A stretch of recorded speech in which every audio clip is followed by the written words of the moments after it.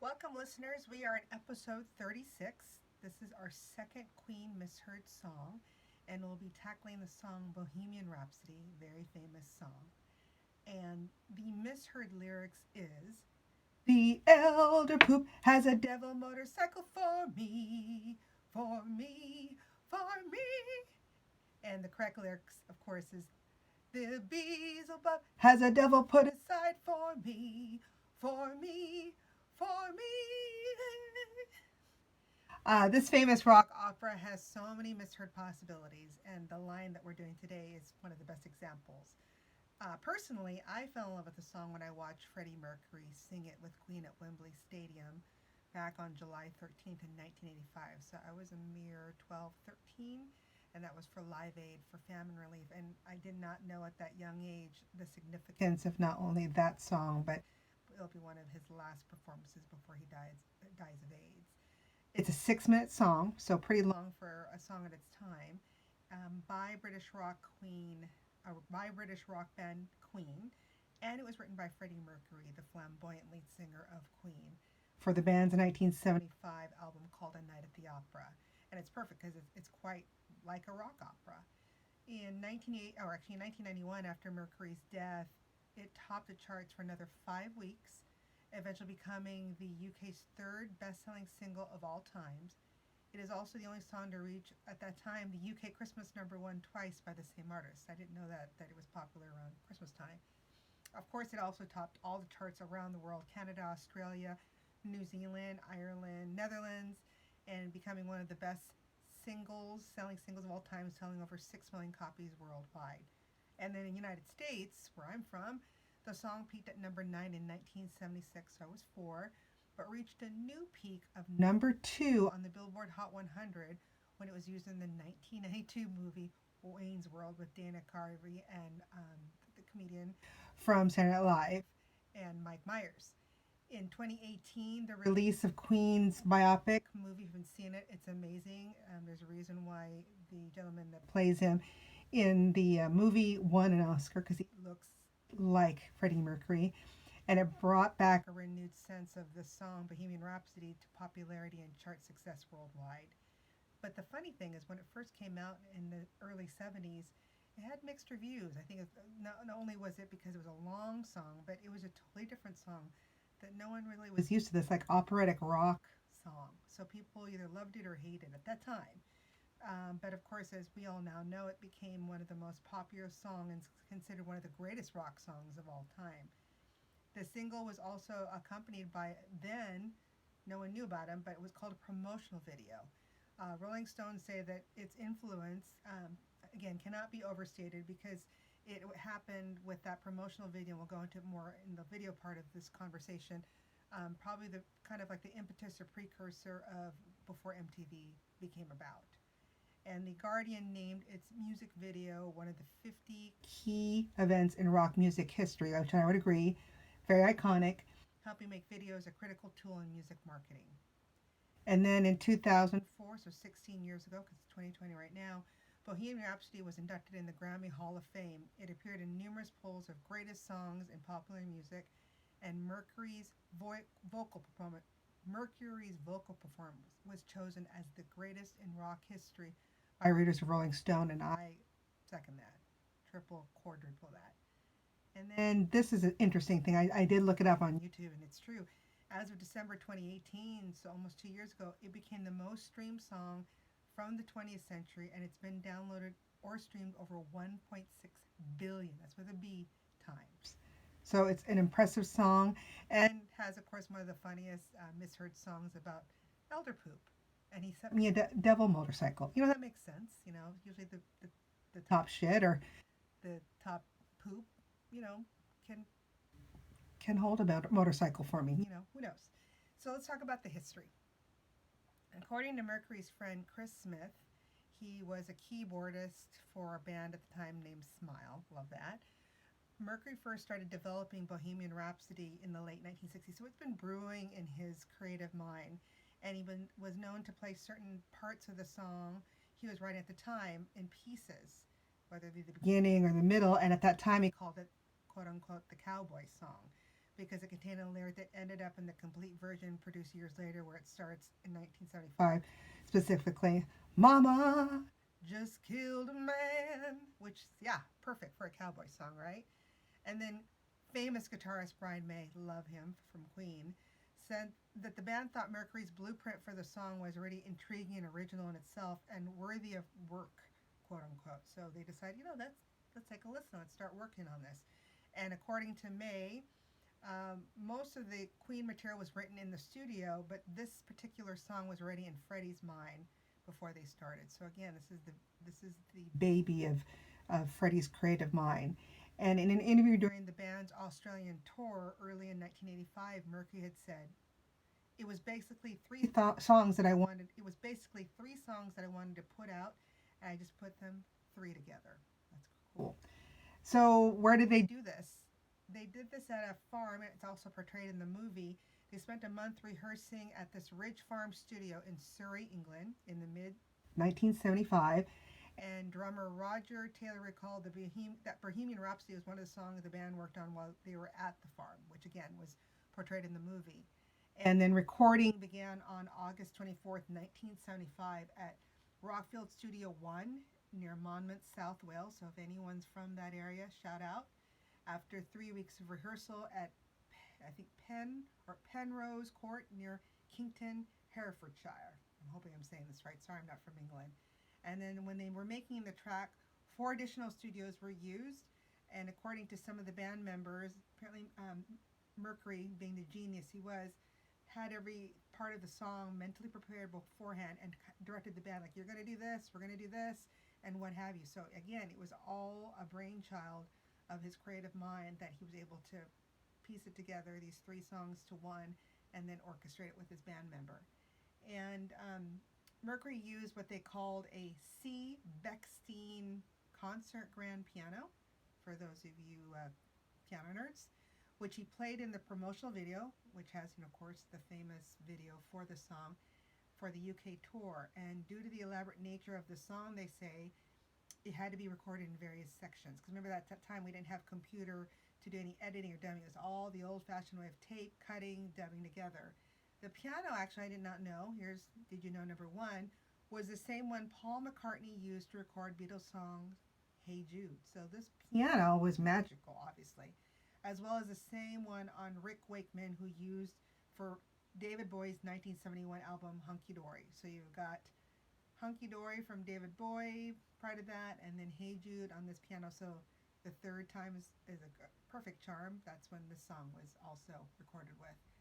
Baker recalled in 1999, quote unquote, he said, "Bohemian Rhapsody was totally insane, but we enjoyed every minute of it. It was basically a joke, but a successful joke," and then he laughs. "We had to record it in 3 separate units, like they said earlier.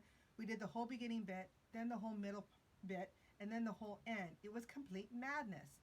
The middle part started off being just a couple of seconds, but Freddie kept coming with more Galileos, Galileos, Galileos, and we kept on adding to the opera section, and it got bigger and bigger.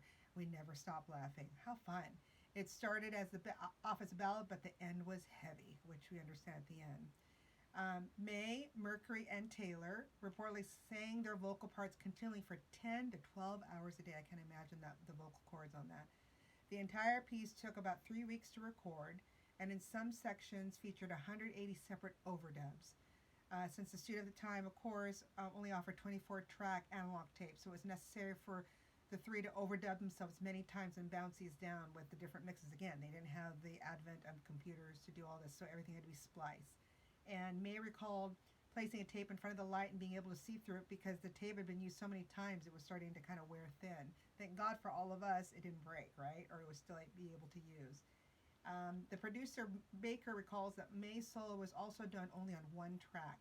Rather than recording multiple tracks, May said that he wanted to compose, quote unquote, a little tune that would be a counterpart of the main melody. I didn't just want to play the melody. So he just kind of did his own riff. May said that this better material stems from this way of working, in which he thought of the tune before playing it. The fingers tend to be predictable unless being led by the brain. That's so interesting. So let's talk about the lyrics, because I know many people have their interpretations. So the New York Times commented that the song's most distinct feature of they call it fatalistic lyrics.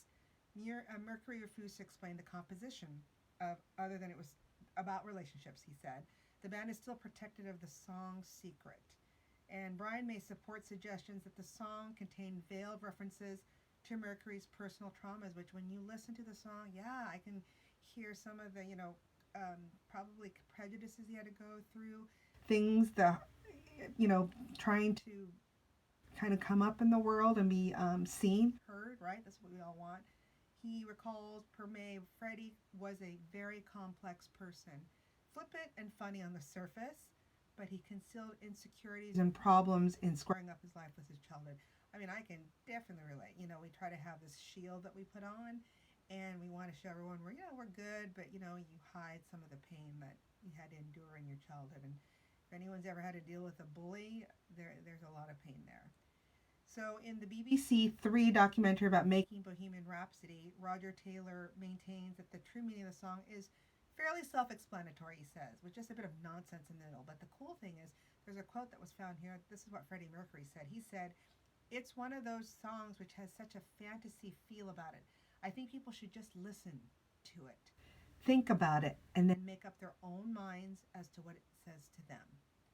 Bohemian Rhapsody didn't just come out of thin air. I did a bit of research. Although it was tongue in cheek and mock opera, why not?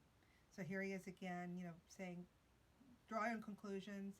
Whatever you get from it, that's your interpretation. But when he says I did a little bit of research, to me, it stems that he's used some of the pain in his life to kind of help create this mock opera. What I didn't know is, I guess the band released a greatest hits cassette. So for some of you, it's way before even compact disc and what have you, in Iran, and a leaflet in Persian, because that's what Freddie was as well, part Persian, was included with translation and explanations. I wish I could find that.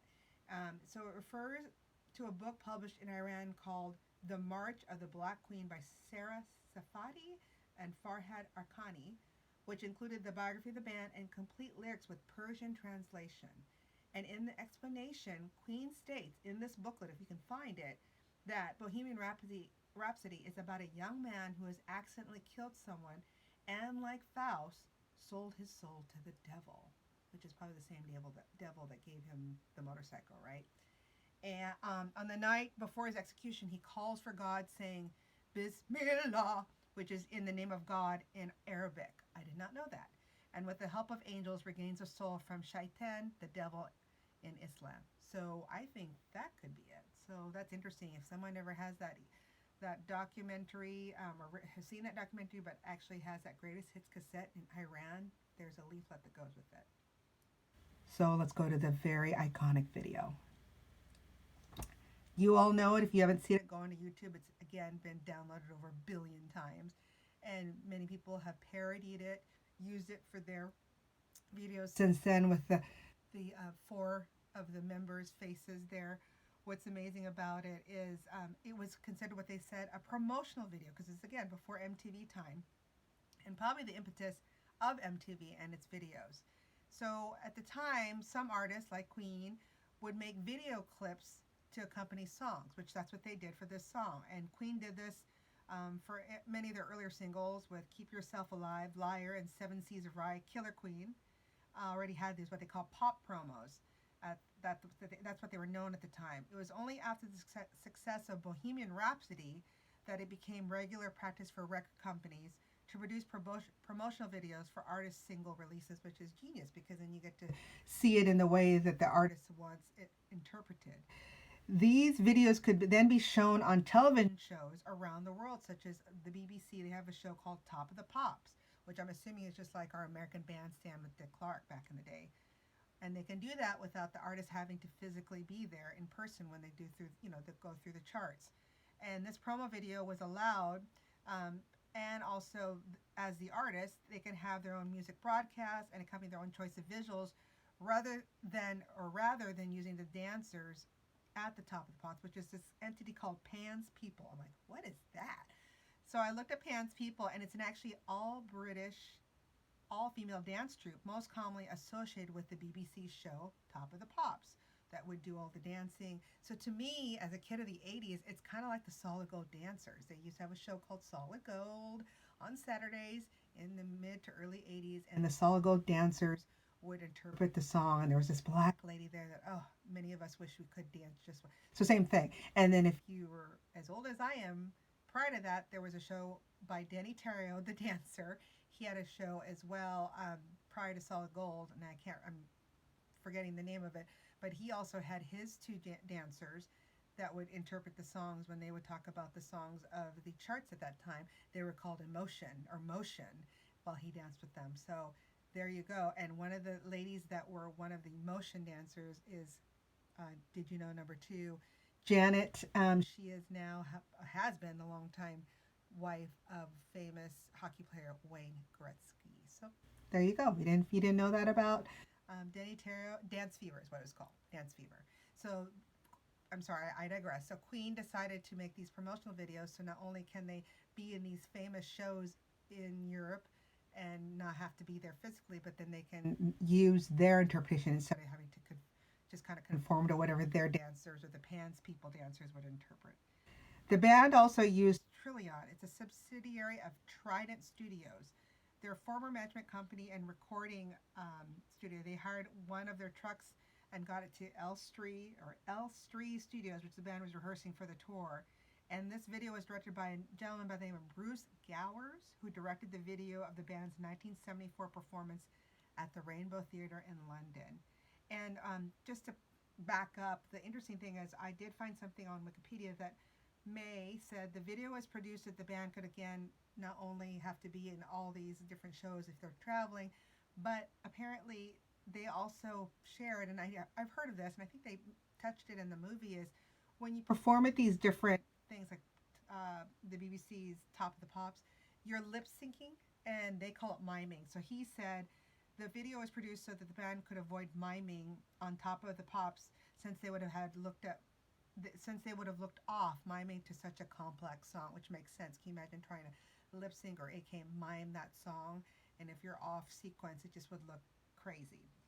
So the video at that time, they recorded it in just 4 hours. Amazing. And it was done on November 10th, 1975 at a cost of 4,500 pounds. So roughly at that time in 1975, that's about $5,600, which in 2020, when I did some research, that 4,500 pounds would have been 36,000 pounds, aka $45,000 in today's time. But still a really good price tag, because you and I know now that videos are in the millions now. So they got more for their, more bang for their buck for that video, let me tell you. So let's start again. The video opens with a shot of the four band members, like I explained earlier, in near darkness, and they sing that cappella part with the lights fade up and the shots crossfade into close-ups of Freddie. The composition of the shot is the same as Mick Rock's cover photograph of their second album, Queen 2, which I have. And apparently, did you know, number 3, that the photo was inspired by a photograph of actress Marlene Dietrich, which makes sense, that dark with the spotlight. And that was the band's favorite image of themselves. So because of Marlene Dietrich, that's how they got the inspiration for the four of them in that picture. And then the video fades into them playing their instruments. In the opera section of the video, the scene reverts to Queen 2 standing positions, after which they perform once again on stage during the hard rock segment when they totally rock out. And then the closing seconds of the video, Roger Taylor is depicted stripped to the waist, yes, and striking the tam-tam in the manner of the trademark of what they call the Rank Organization's Gongman, filming in the UK as the opening of all Rank film productions. So like with us, with our the lion that starts the movie, sometimes depending on the movie, they used it as an example of what this Rank organization would do with the beginning and end of their movies. And so just amazing stuff. Now we know, who did the video, how much it cost, really cheap, really, at that time, as well as who was the impetus of it, which was Marlene Dietrich, which then became kind of the impetus to MTV. So hopefully you found out new things. I did. I love it. I hope, it lives on forever and ever, which it will, especially with the movie that came out in 2018. It was just a great movie. If you haven't seen it, watch it. I cried My Honey Cry. It's that good. So if you have any good, excuse me, if you have any good suggestions, please send it to her. Ah, ah. All right.